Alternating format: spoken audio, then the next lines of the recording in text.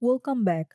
So far in season 2, we've talked about starting with real problems, defining a real customer, and talking to people before building anything.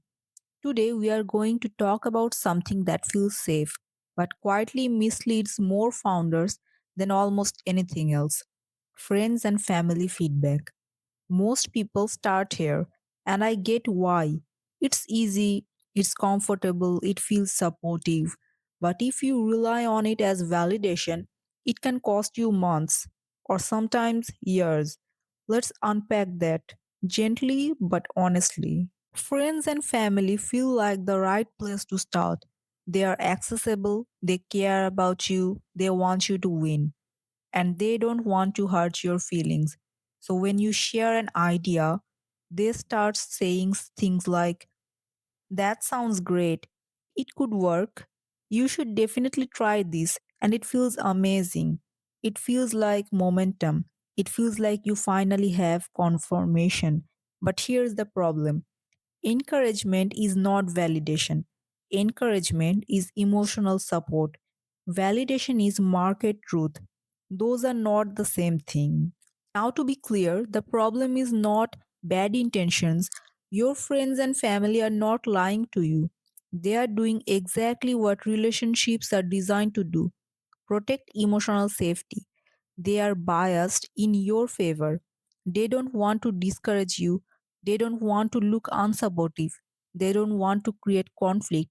So their feedback becomes gentle, optimistic, polite, and that bias makes it unreliable for business decisions because business needs truth.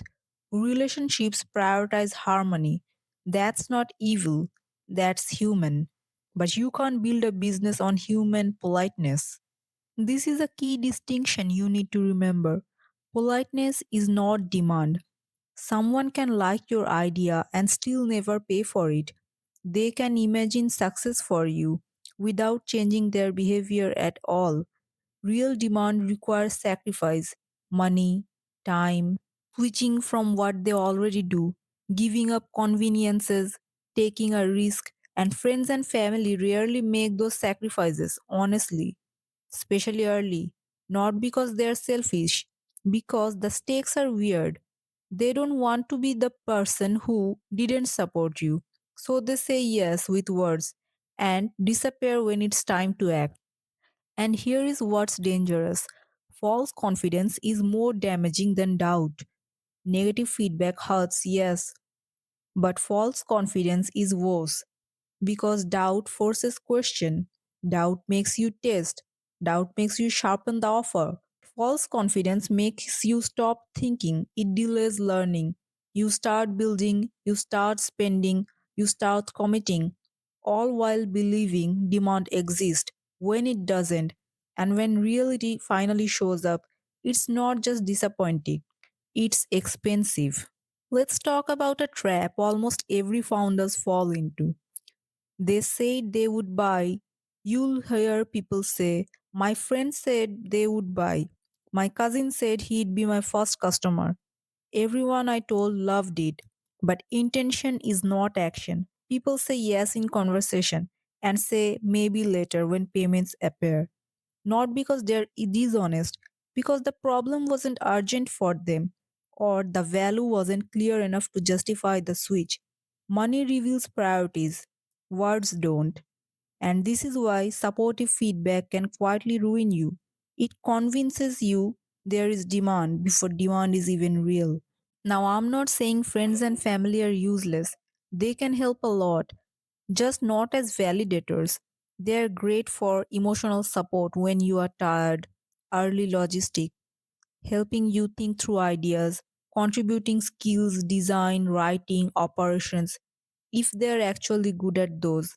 But they should not be your primary signal for whether a business is viable. So you need to separate two things: emotional safety and market truth. You need both, just not from the same source. And there is a better way to use friends and family. Instead of asking, "Do you like this idea?" ask, "Who do you know that struggles with this problem? How do people usually handle this today? Can you introduce me to someone who deals with this regularly? Use them as connectors, not judges. That's the healthiest role they can play because then you are still getting support, but the truth is coming from the market. Alright, let's wrap this up.